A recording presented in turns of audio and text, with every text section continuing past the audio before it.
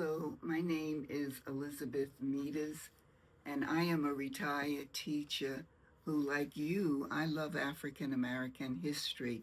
So today I would like to invite you to take a journey, and I'd like to share with you memorabilia in tribute to African American history that I've spent my entire life assembling and collecting.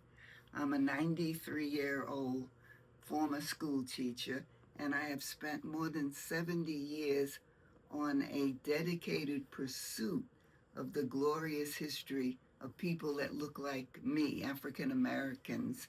And I call my collection a rebuttal. And you might say, rebuttal to what? A rebuttal to the prevalent belief that African Americans have no history. And you know that today African American history is under attack. So it's more important than ever to share the truth about African American history, which is a truly inspiring and interesting story of a shackled people who broke those shackles and then went on to do great, great things. And they're worthy of embracing. African American history is in need of a friend. We all suffer from the fact that African American history was never taught in the American school system, in spite of the fact that we are the Americans that have been here the longest. Our history here starts in the 1600s. So, of course, we were making history. We helped to build America, this great democracy, and you had to be here to build here. So our story is so incredibly important. I don't have the world's best collection. Nobody does, because African American history, it's a work in progress. And everywhere, somewhere, an African American is making history. But today, I'd appreciate your patience while you share my life's work as a tribute to the greatness of African American people.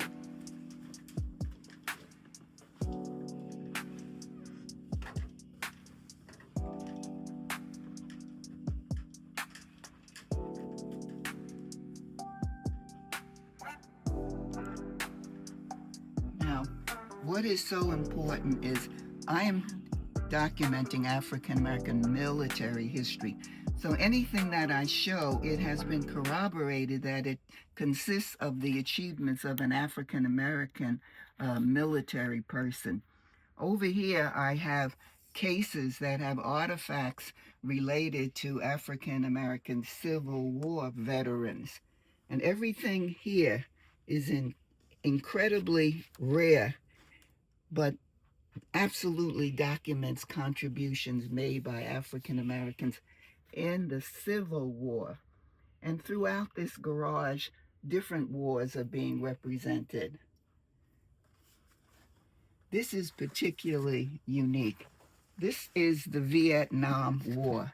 And in the Vietnam War, our poor black soldiers, they are fighting and they're looking at television and they're seeing how their people are being treated at home.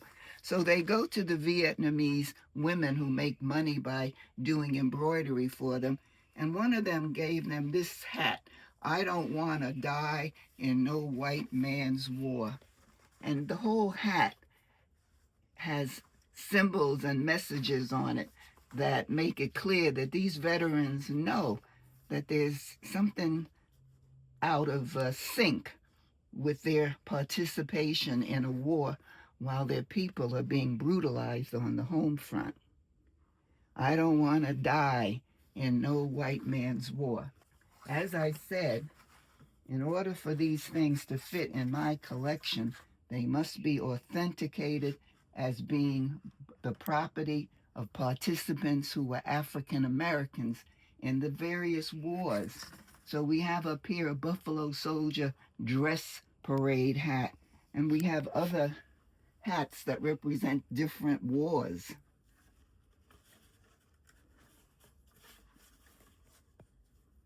Remember that all of these are rarities There's nothing more difficult to collect than African military memorabilia because so much of it was thrown away.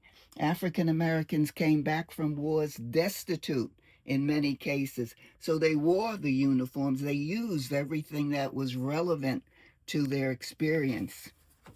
Over here, I have identified from the Civil War and the Buffalo Soldier era. I have rifles, I have swords, I have bayonets, and something that is what you would call poignant. This is a crutch, and a Civil War soldier, while he's recuperating, he's engraving all these messages to reaffirm his love of liberty. And it says on here, remember Fort Pillow. We will die for what is right. No freedom without courage. Help preserve the Union. Long live the Republic. Freedom is joy. Liberty at all costs. And might be a little hard to see these, but he has taken his time and he has engraved all these messages. For African Americans, sometimes the history is poignant, which means it touches your heartstrings because there's so much to the story.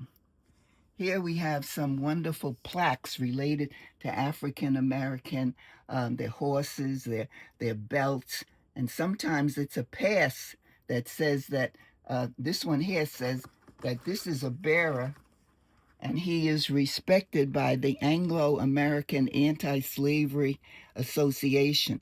Sometimes the Confederates would issue passes for blacks that were working for them, letting their fellow Confederates know that this particular black is on our side. Unique. In World War II, a black unit captured this Nazi flag. And what is so great about it is all of the soldiers signed their name and their address. And it would be wonderful for someone to track these people down and ask them, what was the story about your collecting this flag? The problem is these are the days before they had zip codes, so it will make it even that much harder. This is the job of a researcher. I am a gatherer of history. The researcher has to take the history I gather and tell you the whole depth of the story. So in here, in this overcrowded garage, are samples in every category, but I laid out for special recognition some of the military collection in which African Americans lay down their life. That is closest to my heart. These flags that I have, incredibly rare, incredibly important. And these crates, in my house, I have crates that are floor to ceiling all over the house. Most of them are labeled. All of them contain rebuttals to those who say African Americans had no history worthy of respect. We're not going to tolerate that viewpoint. It's just unfair and ungodly. So what we have in this room, I call this my slavery and abolition collection. Always remembering that it's not possible to tell this story. If I had to tell the story, I would start with the concept of branding human beings to prove ownership. And these are branding irons. So if a slave is lost and found and you want to prove ownership, you say, well, he has my brand. And of course, any slave that didn't follow the rules, another branding iron, we have something waiting for him, the cruelty of the whip. And to make sure that he doesn't get away, we're going to keep him shackled. And we have all kinds of variety of shackles. This one's called a fetter, and it goes on your ankle, and it's going to prevent you from running away, but oh, you can still pick that cotton.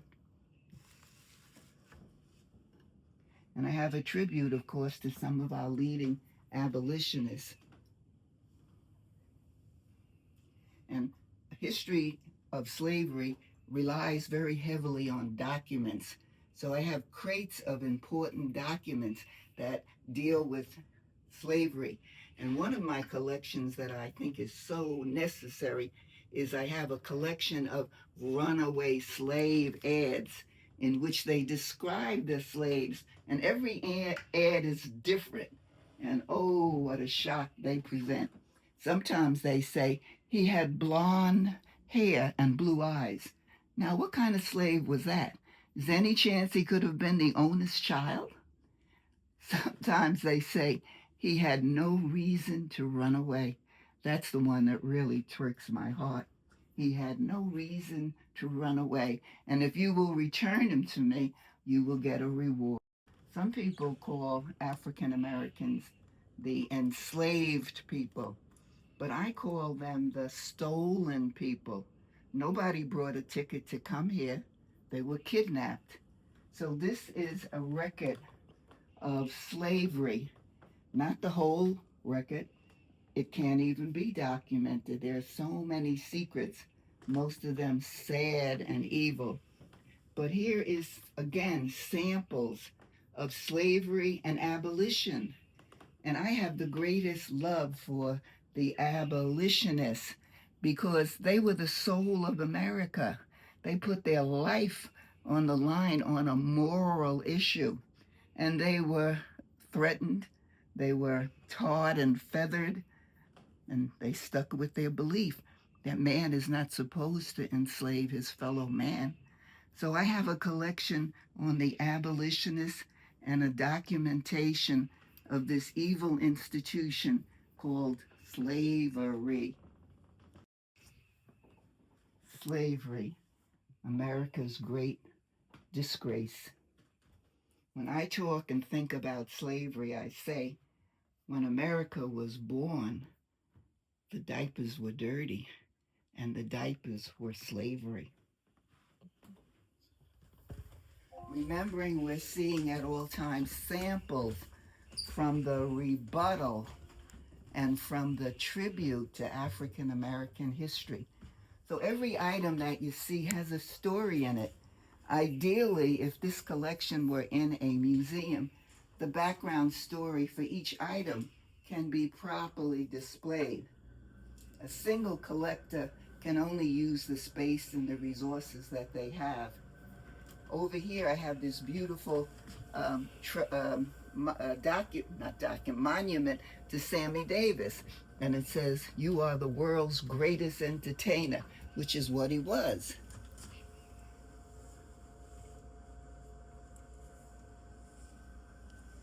So every item has a story behind it.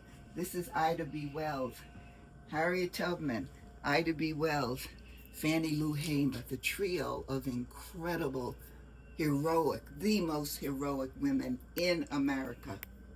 Of course, we have Rosa Parks up here, and I have a second statue that I'm going to show you that shows the back, the bust, the reason for it all. And we wouldn't dream of leaving out our hero, Barack Obama.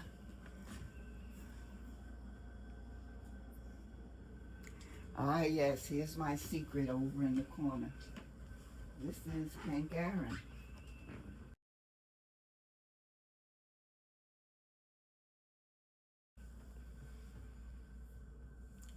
Now, can you see the back of the same Rosa Parks statue? This is really a cookie jar in honor of Rosa Parks, and this is the message in back of it. Now, over in these corners, you can see a wonderful tribute to Muhammad Ali and to Jersey Joe Walcott.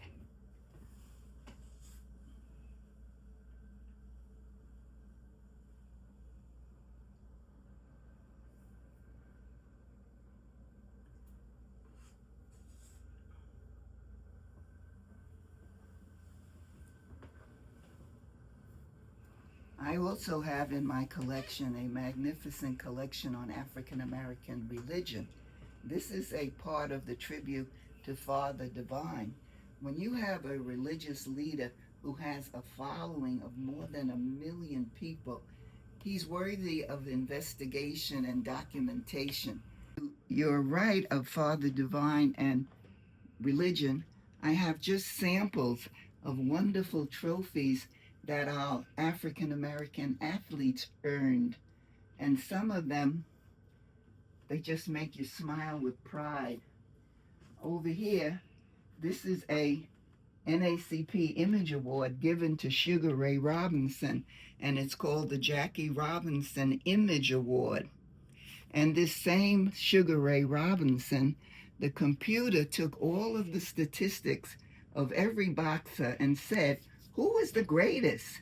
And the conclusion was Sugar Ray Robinson, pound for pound, was the greatest boxer that ever lived. And to the right of Sugar Ray's document and sculpture is a tribute to the Harlem Globetrotters. The next one is Jim Brown. This one, believe it or not, is for O.J. Simpson. And this one is for Flo J. She's called the athlete, the female athlete of the decade. And over here I have a great letter written by Wilt Chamberlain. And someone has asked him, what does it take to be a champion? And he talks about character building and all the kinds of things that young people need to know about. So the collection, the military collection, is what I call a feel-good collection. Now, on the bottom of this shelf, I have sculptures of some of our heroes. This is Paul Robeson. This is Dr. Daniel Hale Williams, who performed the first heart surgery. This is Reverend Allen. And this is in the corner Frederick McKinley, who invented refrigeration. And this again is Ida B. Wells. So on this same tray are sculptures of heroes. Some of them can be seen, some of them cannot. In the back I have Benjamin Banneker and Lewis Latimer. And I have Garrett Morgan. My house doesn't do worthy, it's not worthy of the greatness of these artifacts, but we have to make do with what we can. And this is the famous picture of our athletes showing Black power during the Olympics. I have Joe Lewis's bank books, his key to the city. Have a huge Joe Louis collection. This is a tribute to Lou Brock, and this is a tribute over here to Jackie Robinson. This is a Mike Tyson belt, championship belt, and this is a belt given to Muhammad Ali by the president of Indonesia, and this is a picture of him holding the belt. But even more important, this is the actual championship belt that Ken Norton won. He was the world champion at one point, and this is his belt. And this is proof of the belt. So all of these things are deserving of proper display.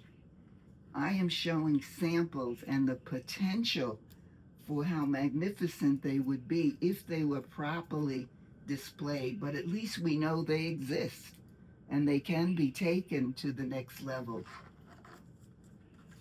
As I said, Hank Aaron,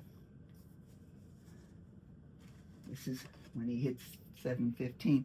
Hank Aaron, what a wonderful, see what's great is when some of these athletes go beyond their skill and become outstanding citizens. And that's the story of so many. Jackie Robinson, even LeBron James today. Some of these athletes, they need to take their celebrity and give it back to America and to their own community. Next to May is a Joe Louis sculpture, bronze sculpture. And sitting on the sculpture is Muhammad Ali's boxing shoes. And on this tray, on this shelf over here, some other incredible things. I have Hank Aaron's wax figure, but what I love even more is when he hit 715, he got all kinds of telegrams. And I have a collection of telegrams congratulating Hank Aaron. I have a huge Hank Aaron collection. My sports collection is incredible, and it's a feel-good, prideful collection.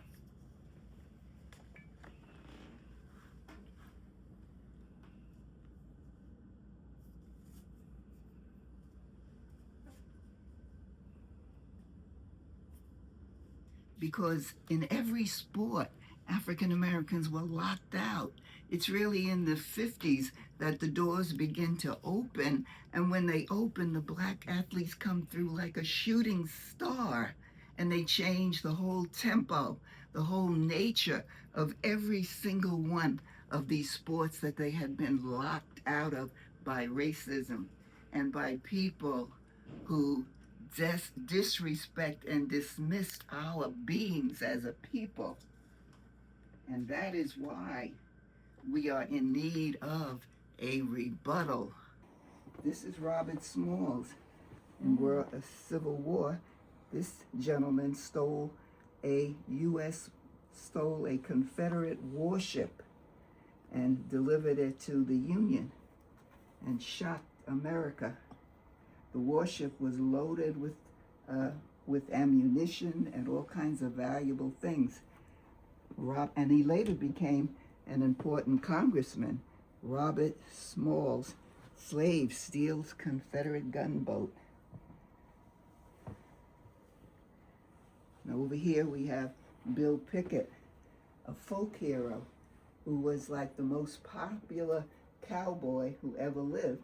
And he invented a technique where he actually wrestled bulls and bit their tongue and brought them to the ground.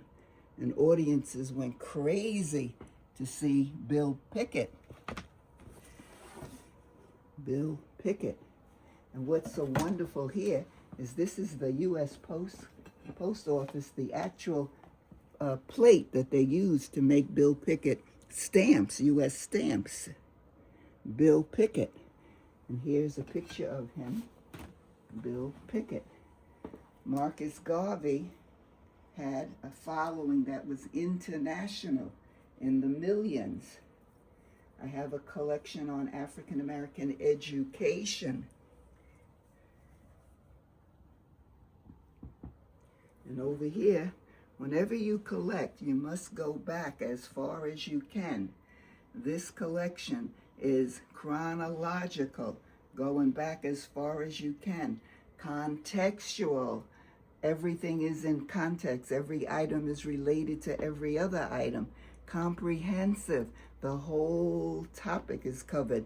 So we have 3 C's: chronology, context, comprehensive. That's what makes our tribute so important. Now we're coming to my basement, and we're going to primarily see what I call my civil rights and my civil wrongs collection. Let's find out what that means.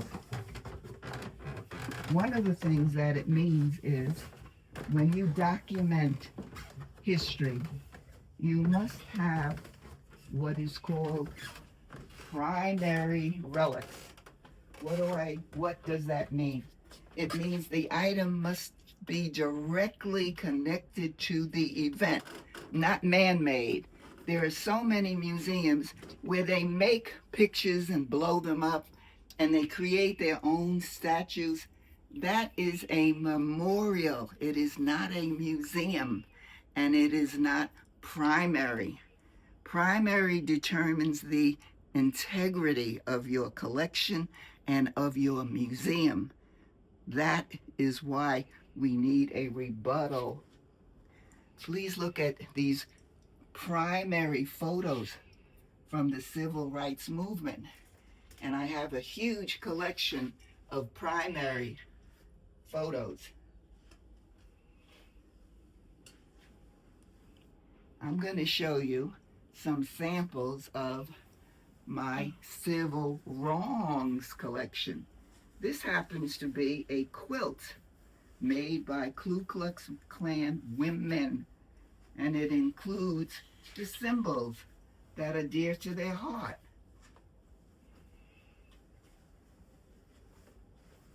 A little bit hard to see, but I want you to see the old familiars. We have our Klansmen over here, and they had the nerve to say that they were religious. I think I have this upside down. It's so big, but it's important. But I want you to see that there are symbols that they used. This is a Klansman. This is the flag. So when you are in the Klan, this is your life. So you are occupied with anything that glorifies your Klan. So this is a quilt made by the women in the Ku Klux Klan.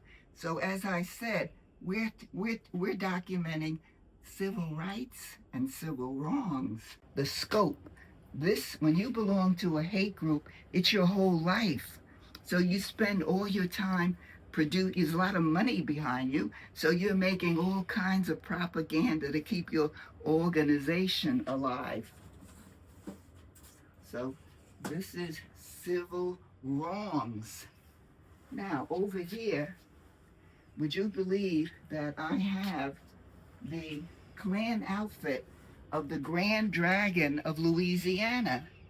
This Grand Dragon actually killed blacks, and it was covered in newspapers.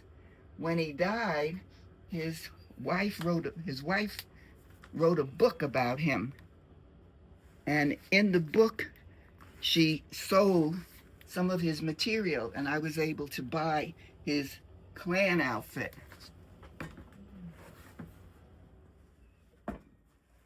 These are Ku Klux Klan hate items documenting the civil wrongs movement.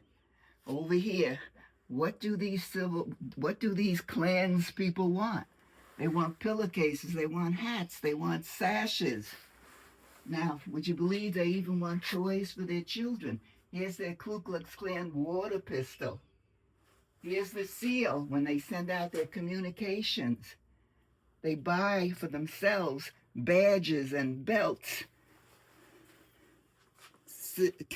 KKK memorabilia, authentic, primary, related to the actual organization. Here's their cane, KKK. Here's their, you see that everything is inscribed, KKK. Here's their sword, KKK. Do you remember Lester Maddox?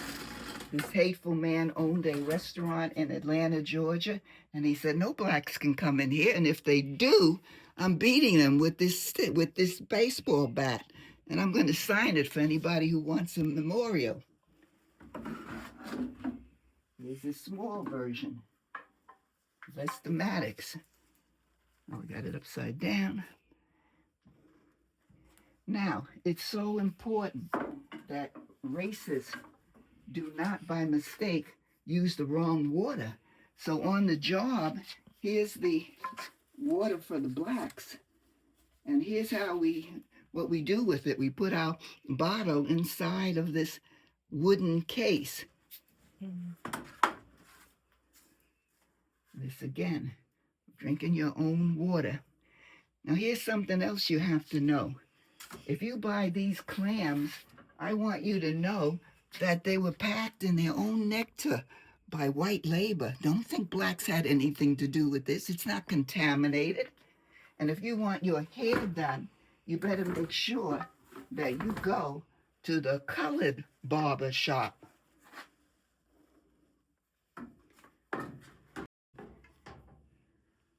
An organization still alive and kicking with plenty of money behind it. Now, here's Here's a primary item that was used in 1972 in Chicago in a protest march against the murder of Fred Hampton. Let's see. Okay, so what this says is avenge. Then, can you see that?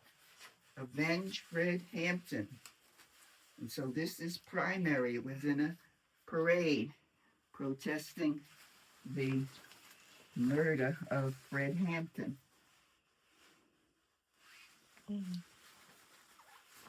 Now, over to the right, I have my Dr. King tribute. Be transformed into an oasis of freedom and justice. I have a dream that my 4 little children will one day live in a nation where they will not be judged by the color of their skin, but by the content of their character. I have a dream today.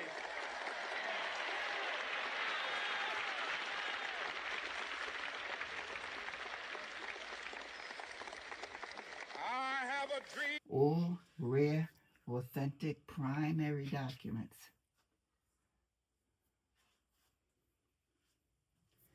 All right, now, the word primary.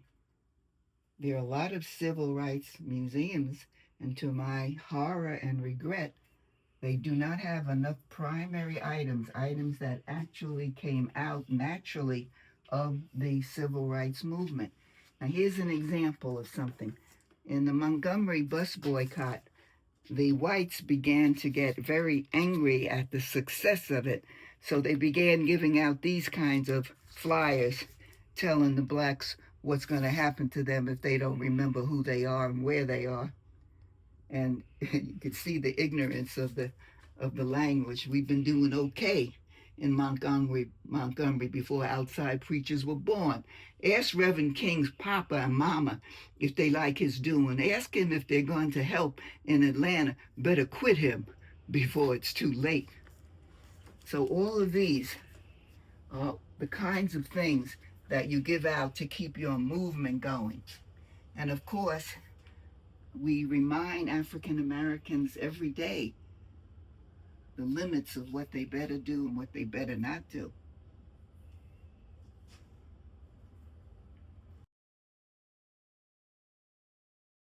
You can see a little tribute to Malcolm. Some varieties here. Samples primary, directly related to the civil rights movement. See, something like this is a monument to it, not particularly relevant to a specific event. Okay, so over here, primary items related to the civil, all of them rare. Now, what I have that I'm very proud of is actual collections of the membership of the Ku Klux Klan. And I have albums of the membership and the activities of the NAACP and of CORE and of white citizen councils. Who are the people involved? What are they doing? All documented in albums. Okay, over here, a little documentation of this evil institution known as the Ku Klux Klan. And would you believe they have their own collection of 45 records? NAACP Jigaboo. Why the Klan burns crosses. Flight NAACP. All of them, caricatures making fun of us as a people. These are 45s. I have a whole collection of 78s. Same theme. Hatred and ridicule of the African American. This is material from Howard University. This is a famous professor named Ernest Just, and here's an actual photo of him at work. And what's so great about it is it's very early and everybody is identified. So this is a Howard University grouping showing us that these black colleges were effective at a very early time. This is actual invitations to the very first graduation of the Howard Medical College. And they had for the first time an African-American doctor on the faculty. His name was Dr. Alexander Augusta. And downstairs, when you saw my civil war items, I had a collection on this Dr. Alexander Augusta, who later became the very first doctor in America to be on the faculty of a medical college. So this is Howard University, part of my education collection. I have a magnificent show business collection. We always have to go back as early as we can. This is Black Patty, the 1800s, called Black Patty because a opera singer named Patty was the most popular in the world, so she was our Black Patty. So these are samples from our show business collection. And of course, Phyllis Wheatley is the earliest American poet. I have some items related to Bessie Coleman. I have a photo of her that is what we call extant, meaning nobody else has any such thing. This is Bessie Coleman, the first African-American female to have a pilot's license. And this is a doll in memory of her. Mary McLeod Bethune, one of our educators, one of the most important African-American women of the 20th century.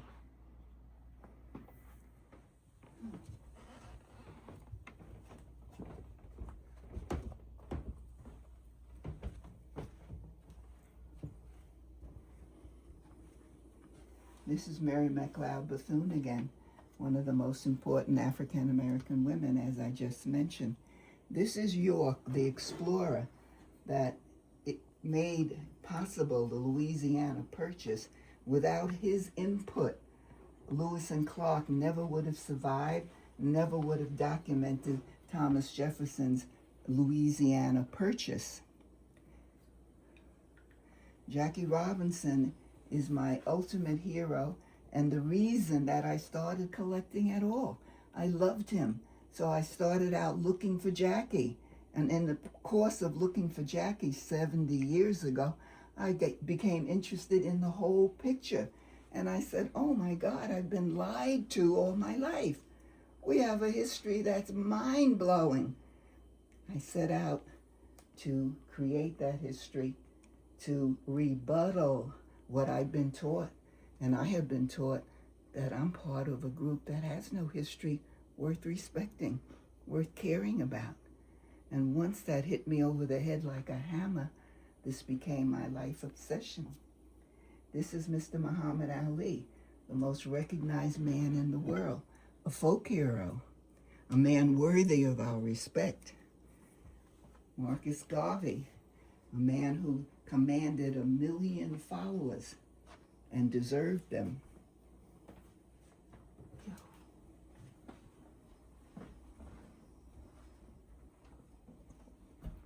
I try not to be a bragger, but it's in my nature. I have the world's best civil rights collection. Letters from the civil rights pioneers, the most important people in the civil rights movement, and the most evil people in the civil rights movement. Nobody has this poster, but Lyndon Johnson was our civil rights president. And I have 3 magnificent, strong letters written by Lyndon Johnson. I have Martin Luther King letters. I have letters from Rosa Parks, Martin Luther King, Coretta Scott King, Herbert try again, Hubert Humphrey, Jackie Robinson, Muhammad Ali. These are civil rights letters. Then I have an evil letter, not an evil letter, but a lie as far as I'm concerned. Here's a letter written by that famous segregation who said, segregation today, segregation tomorrow, segregation forever. Now, in later years, here's another letter he wrote. I have you a nice letter of recent dates regarding my attitude towards the matter of civil rights. During my terms as governor, I appointed more blacks to cabinet positions, to judgeships, to boards of trustees, and to the important boards like the prison board, the pardon, the parole, the ethics, blah, blah, blah. Also, the University of Alabama takes what they call the capstone poll, which is a scientific poll. As I was going out of office, when you're at your lowest ebb, they took this poll and the question was asked, do you think George Wallace was the best governor the state ever had? The answer was 55% yes, 45% no, but broken down into categories, white said 50% and the black said 74%. Yes, 74%. And no, only 26. I received 95% of the black vote in 1974. And also in 82, when I ran for governor successfully, and when my wife ran, she got votes that were even better. I was given an honorary doctorate degree from Tuskegee Institution, etc., etc. One of the greatest honors I ever received. I received a standing ovation from the black audience when they put the cap on me. Oh, did my people really change their mind about you, George Wallace? I called up Tuskegee and I said, can this be true? And they said, yes, we gave him a degree. Oh, Tuskegee, segregation today, tomorrow, and forever. Oh, my gracious. These are pictures of the hideous people who killed the 3 civil rights soldiers and thought it was a joke. This poster that I have over here. All of this material is primary and incredibly important to the civil rights movement. Dr. King's funeral programs. This is a document backing all of these ministers, Martin Luther King, Abernathy, Shuttleworth, and Wyatt T. Walker, and it's signed by Dr. Martin Luther King and Ed Sullivan. And inside they talk about all of the accomplishments in this beautiful document. All of these items, priceless in documenting the civil rights movement. This is a collection on the Little Rock Nine, all important primary items. Montgomery bus boycott, primary items. Some more civil rights mixed in here. Now, would you believe that we had a woman magician in 1889 and that there were other black magicians? Would you believe that we had women wrestlers in the 50s who won championships? Would you believe that we had women right after the Civil War who organized traditional, professional performers, and they took them on tours? All of these things are relevant. All of these things are primary and rare. When you were a reporter and you covered the March on Washington, this is all the instructions that you got. Your maps, your ID, your banners, primary. Everything here, rare, primary. Everything here, incredible. Now, over here, we live in a country that worships sports. We're obsessed by sports, but we don't tell the true story of sports. African Americans were locked out of sports every which way.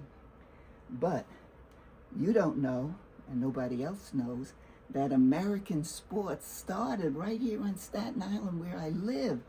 They started in the borough of Richmond, another word for Staten Island. And it started with this guy here. His name is Bill Richmond. Who the heck is Bill Richmond? Bill Richmond was a slave, and he belonged to the rector of St. Andrew's Church in Staten Island. Boxing started in Britain. They loved it. They invented it. Have you ever heard of the Queensberry rules of boxing? That's because a royal member laid down the rules for boxing. Now, Bill Richmond was sent on an errand by the vicar of Richmond Town, and there were some Tories, redcoats. Remember, Staten Island was occupied by sympathizers of the king, and they taunted him, and he beat all three of them. When he beat three of them, the commander was astounded. He ran back to the vicar. He said, "I must have that slave." And the vicar said, "Okay." So he took Bill Richmond to England, and Bill Richmond became a sensation.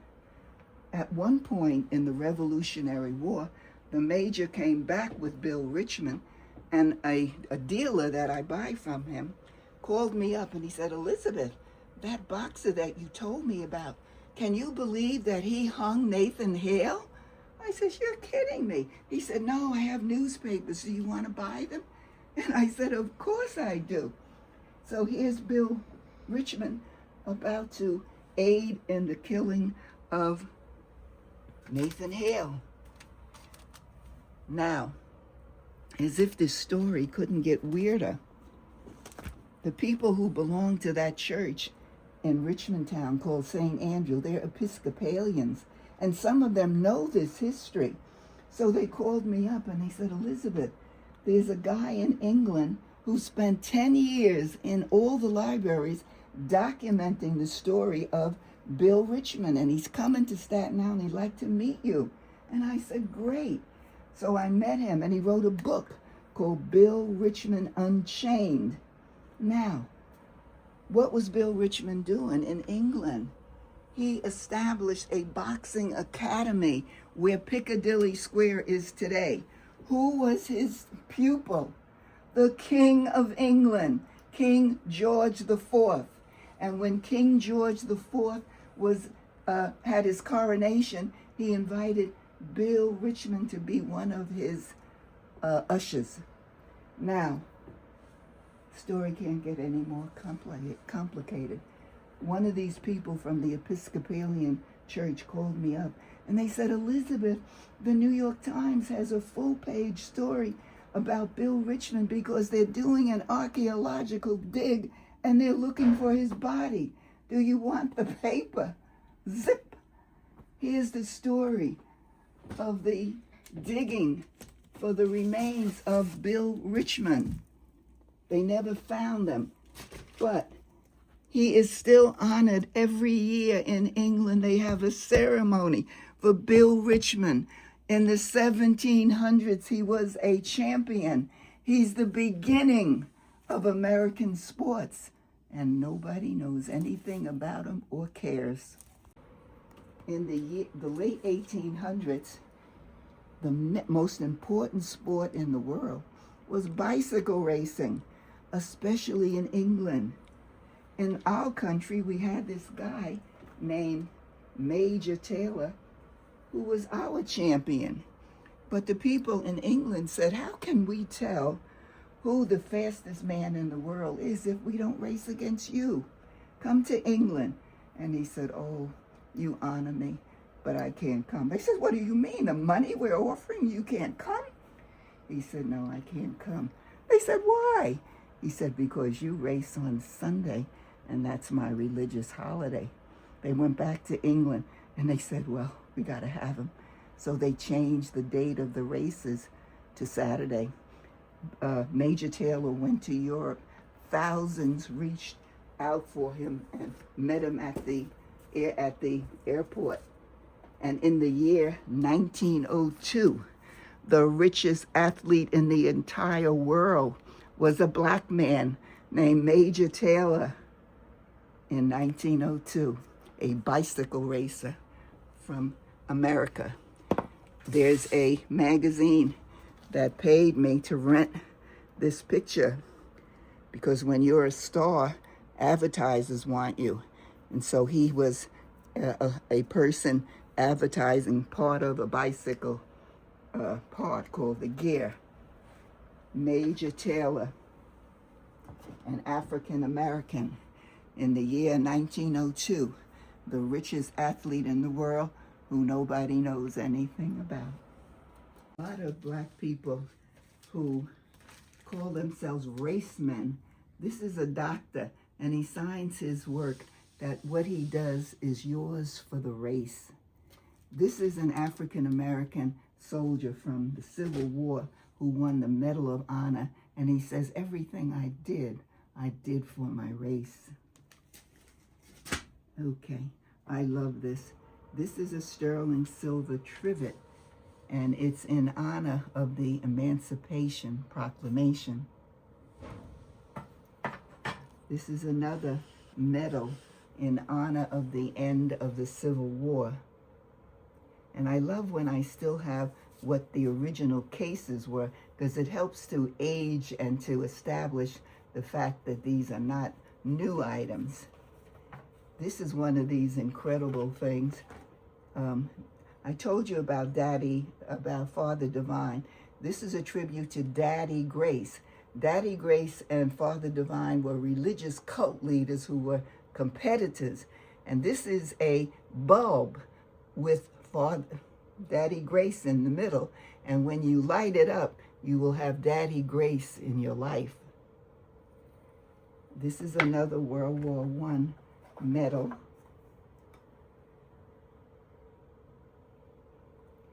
This is a small tribute to Harriet Tubman and one to Frederick Douglass. This is an 18-karat gold charm in honor of Toussaint Louverture, our Haitian hero. And then this is also a necklace in honor of Toussaint Louverture. Ask you about him. I was going to ask you, did you? This is a beautiful letter from Nelson Mandela about his projects. And this is a letter. Sammy Davis, as we know, was a friend of Nixon. So this is a letter from Richard Nixon to Sammy Davis. This is Sammy Davis explaining his commitment to his Jewish religion. This is a pinback that correctly calls him the world's greatest entertainer, which is what he was. This is a Dwight Eisenhower letter to Archie Moore, who was a Republican friend of his. This is Michael Jackson's contract when he appeared at Motown 25. This is a James Brown contract. And this, of course, is Frederick Douglass as recorder of the deeds. And this is a contract for Chuck Berry. So these are some interesting things. Now over here on the table, this is Jackie Robinson's American Legion hat. And when Jackie Robinson became a vice president for Chock full of Nuts, this is his desk plaque with his name on it. This is his business card. This is a card that says he can come into any baseball stadium in the world free of charge.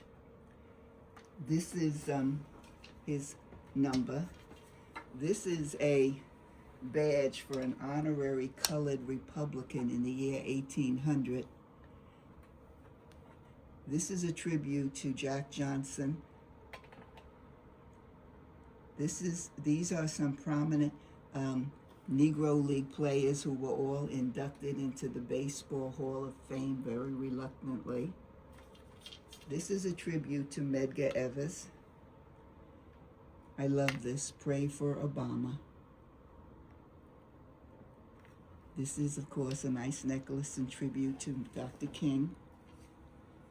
Nat Turner, a vintage, has not Christ been crucified? Armed for defense. Now here's one of these stories that I only came across 3 years ago, and it made me livid beyond belief. This is a caricature of the Statue of Liberty as a black woman, because that is what the Statue of Liberty is. The Statue of Liberty is a tribute to the end of slavery, and it has absolutely nothing to do with immigration. It's a tribute to the freedom of black people, and it's a hidden story. An abolitionist whose name was Eduardo de la Valle. He was such an avid abolitionist that he would come to America and stand on street corners giving leaflets begging for the end of slavery. And when slavery finally ended, he persuaded Bartholomew, the famous sculptor, to create a friendship sculpture and give it to America in honor of emancipation, not immigration. Not fair to us as a people not to have credit for the most iconic statue in America, the Statue of Liberty, a tribute to the freedom of slaves. This is a rare medal in honor of Mary Talbot, a woman who created the American Women's Colored Club movement. These are Reconstruction politicians and their calling cards. One of them, I already told you about the Civil War soldier who stole a warship. This is his calling card. His name is Robert Smalls. Okay, I'm not going to take that out. He's in the middle. Nobody has a CDV of Robert Smalls except for Elizabeth Meaders. Now, can you believe that our poor, pitiful slaves actually used to have reunions after slavery? Look at how pathetic and pitiful this picture is. A slave reunion. I have two pictures, one on the front and one on the back. Slave reunion held in Washington, D.C.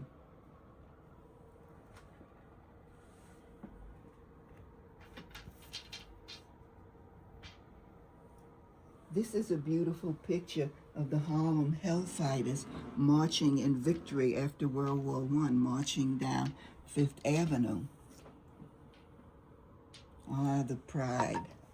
Now, Malcolm X. This is a little tribute to Malcolm X. And he has a pin back here that is so inflammatory, which he's capable of being. But he is, as Ozzie Davis called him, our very own Prince. So this is a little Malcolm X tribute. These are some magnificent sculptures that other countries created in recognition of the end of slavery in their own countries. Beautifully done.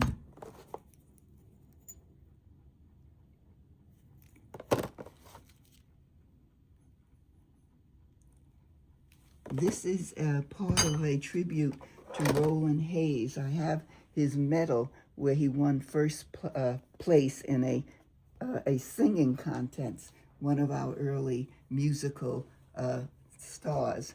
Roland Hayes is his name. Over here, a tribute to two abolitionists, Charles Sumner, who was a post-Civil War congressman who was the greatest friend that African Americans ever had. There are some conferences that praise all soldiers of any war, and I went to one of them to buy some, and I said, "Do you have any on the Hellfighters?" And they said, "Oh, they didn't make anything for them, ha ha ha." I said, "Yes, they did. I have a set, but I wanted two." This is the Harlem Hellfighters. They brought jazz to Europe during World War I. All of the veterans were saying, "Send us those troops, send us that black band." And they were amazing, and they introduced Europe to jazz. Over here, I have a spoon in honor of Frederick Douglass, and every link on the spoon has a date of an event in his life. And I also have a spoon in honor of John Brown, one of the greatest friends that American blacks ever had. This is a tribute to Dory Miller, and I had a picture of him upstairs. This is a tribute to John Brown, again, right along with the spoon. And this is a tribute to World War I veterans. This is the logo people use when they put in ads saying they had a runaway slave. These are just some blings. This is our dear Mr. and Mrs. Obama. And these are some copies of rings. So these are some cherished items. I'd like you to sit down now. I'm going to show you what I call the jaw droppers. A watch.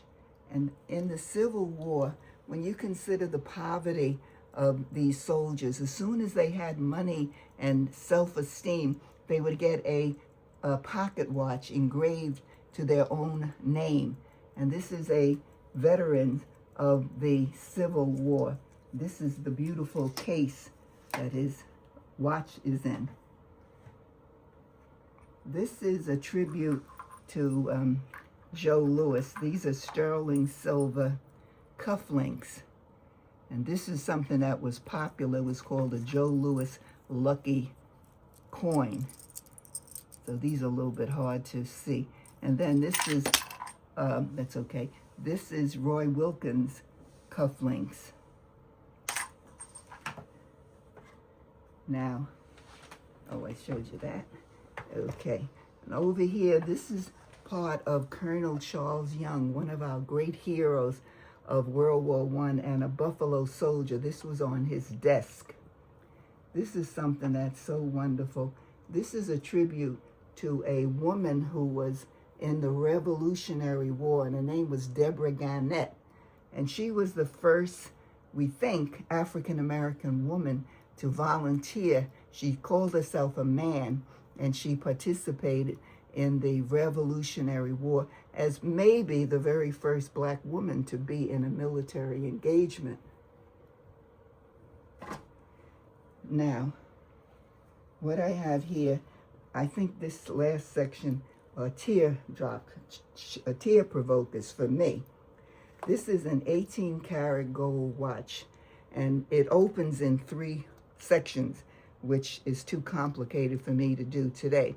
But it's inscribed, and it's inscribed to a Civil War captain from his men who all chipped in to buy a valuable, incredibly expensive 18-karat gold pocket watch. And his name is Captain Kinsley. And the men inscribed it, and they give the name of their unit and the name of their captain. And a researcher can find out what other circumstances, why would poverty-stricken Civil War veterans pool their money for an expensive 18-karat gold watch for their captain?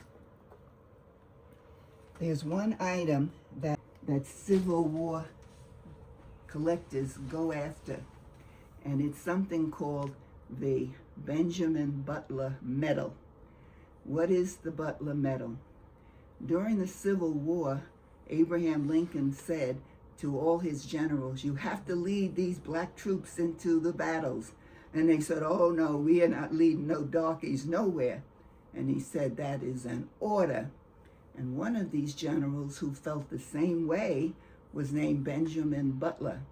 So he had a command of black troops, and he took them into battle, and he was astounded at their bravery. He couldn't believe it. And after the war, with his own money, for the first time in military history, he went to Tiffany, the leading designer of medals, and he said, make me 199 medals that I will give to these colored soldiers, for surely they will get no other commendations. And he was right. When the Civil War was over, they had a review and invited all the troops to the review, but they did not invite the black Civil War troops. Benjamin Butler went before Congress and he said, "May my arms fall from my body. May my tongue cleave to the roof of my mouth. If I ever have a day in my life when I fail to honor the bravery of these black troops." And this is my most prized possession. It is called the Benjamin Butler Medal. And I was looking and hoping for it for 20 years, and I finally had an opportunity to buy the Benjamin Butler Civil War Medal. And this is the original box, as well as the original cardboard box. The Benjamin Butler Medal, my most prized possession. Although maybe I will say it is my most prized possession, but I must also mention that I have another medal called the Crispus Attucks Medal, and they may be tied.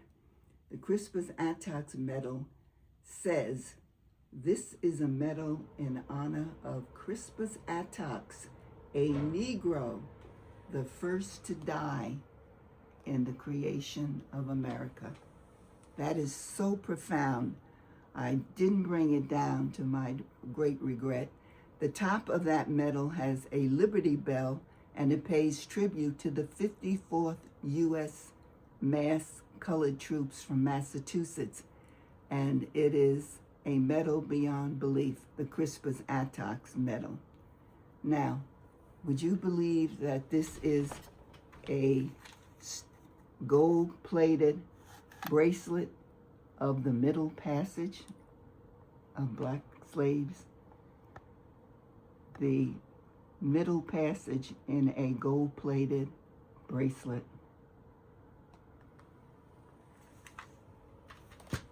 This is another medal that is beautiful and important beyond belief. This is a medal in tribute to Colonel Charles Young, and the medal reads that the whole state of Ohio is paying tribute to the great bravery and courage of Colonel Charles Young. And I showed you part of his desk set. He was a Buffalo soldier, and that case over there is also part of Colonel Charles Young. Even the case itself is just so beautiful. It opens into 3 sections. Medals that Marcus Garvey gave to his followers, but they had to earn it by creating large membership and doing other things in service to his program.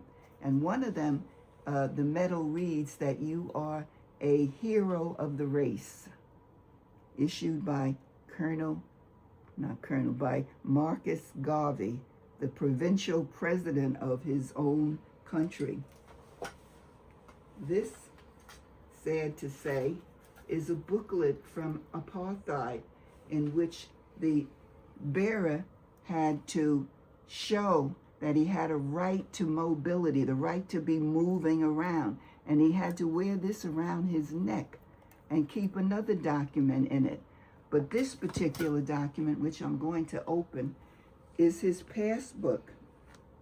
He had to have his picture, and on each page he had to explain why he was out of the township and who gave him permission to move around.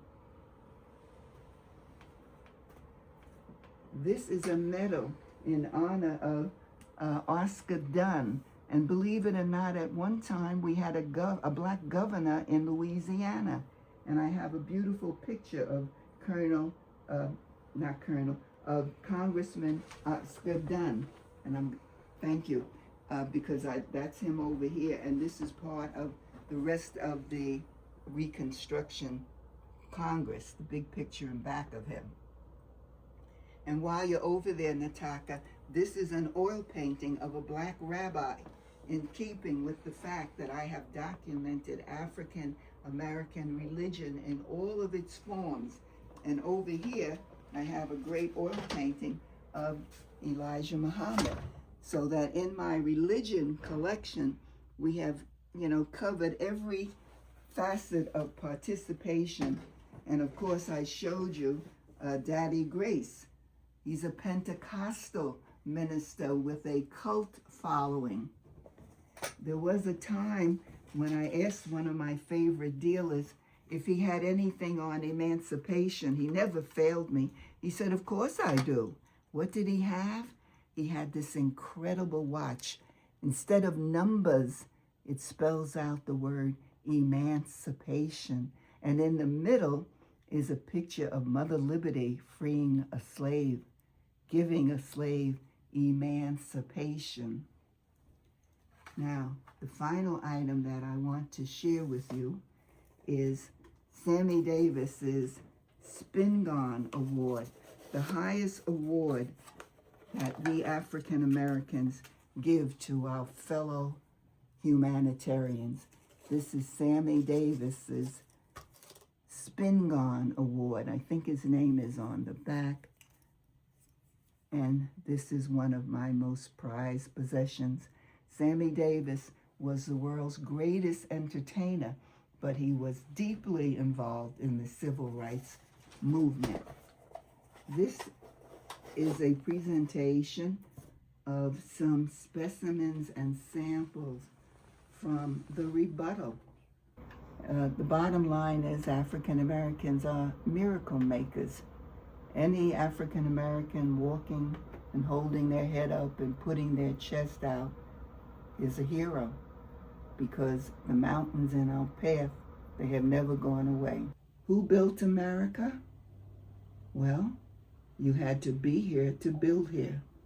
So there is no other nationality that has made a contribution that equals the contribution of African Americans that has to be viewed in context. We had barriers to cross, repression to overcome, unfair laws, and tremendous difficulties.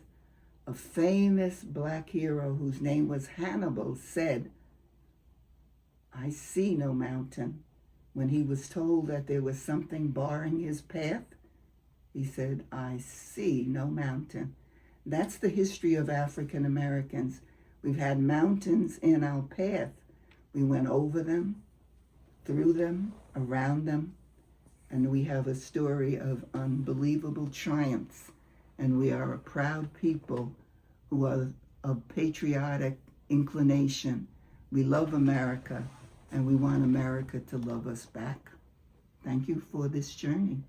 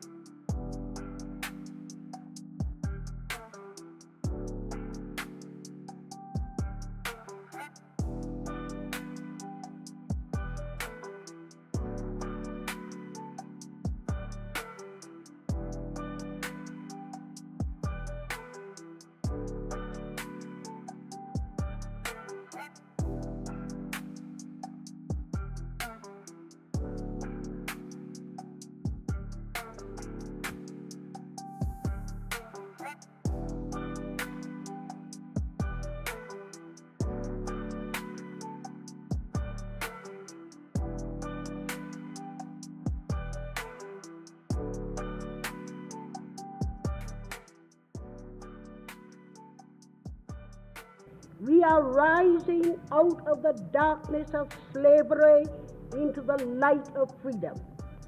Here my race has been afforded opportunity to advance from a people 80% illiterate to a people 80% literate, from abject poverty to the ownership and operation of 1 million farms and 750,000 homes, from total disfranchisement to participation in government, from the status of chattels to recognized contributors to the American culture.